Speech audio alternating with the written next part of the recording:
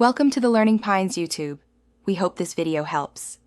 You start now, plug or confirm at least 20% battery so the unit won't die mid-reset, and make sure the earbuds are powered off. Once done, place the bullets within 1 meter of your phone and open Bluetooth settings so you can forget the device after the reset. Do not skip the forget step. It forces a fresh pairing. Make sure nothing else is trying to connect while you proceed to the core reset sequence. Now perform the only reliable reset. With the bullets off, press and hold Power Plus volume up together for roughly 10 seconds. You'll see a clear LED change, usually alternating, or a white and red blink. That indicates the unit cleared its settings. Once you see that pattern, release the buttons and allow the headset to fully reboot.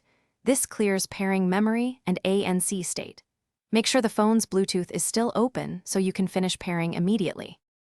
Finish by forgetting the bullets in your phone's Bluetooth list and pairing them like a new device. This ensures fresh settings and proper ANC recalibration. Once paired, test ANC, call quality, and media playback, and check firmware status via the Oneplus app if you have it.